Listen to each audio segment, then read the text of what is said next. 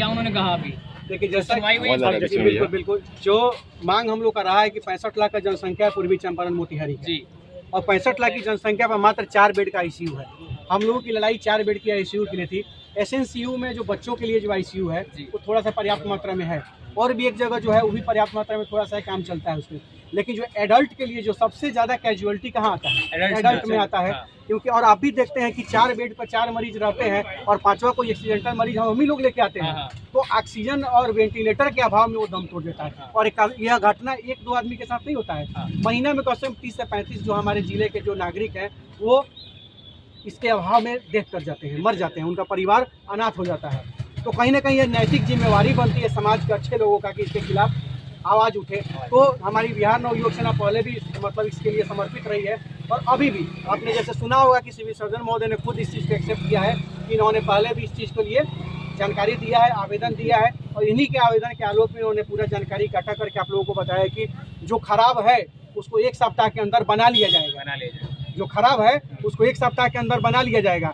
तो आप लोगों में से किसी ने सवाल किया है कि मान लेते हैं कि खराब है जो बन जाएगा, लेकिन 4 गो से गलत चल जाएगा, नहीं चलेगा। मैं नहीं किया था वो सवाल, क्योंकि उसके अलावा बैकअप प्लान किया है। तो इन्होंने कहा है कि हम लोगों ने 50 बेड के आईसीयू के लिए अलग से हम लोगों ने लिखने का काम किया, लिख दिया है। और आशा है इन लोगों का कि जब ऐसे बातों से पता चला है कि चुनाव के पहले हो सकता है कि वो चालू हो जाए। तो मेरे कहने का सिर्फ और सिर्फ इतना ही मतलब है कि कभी न कभी हर चीज़ राजनीतिक दृष्टिकोण से नहीं देखा जाना चाहिए, क्योंकि चुनाव है तो नागरिकों का जान बचाया जाएगा, चुनाव नहीं है तो नहीं बचाया जाएगा। ऐसा बिल्कुल नहीं होना चाहिए। तो हम लोगों ने पहले ही आवेदन दे दिया है, और आज भी जो आवेदन हम लोगों ने लिख कर देने का काम किया है उसमें स्पष्ट रूप से हमने लिख दिया है। क्योंकि माननीय स्वास्थ्य मंत्री जी से भी हम मिले थे, तो उनसे हमने कहा था कि उन्होंने हमको आश्वासन दिया था कि 1 महीने के अंदर हम लोग कर देंगे इसको। तो 1 महीना में 21 दिन तो बीत गया, सॉरी 19 दिन बीत गया है, 11 दिन बचा। तो हमने कहा है कि 11 दिन क्या है भाई साहब, हम 21 दिन और देते हैं आप लोगों को।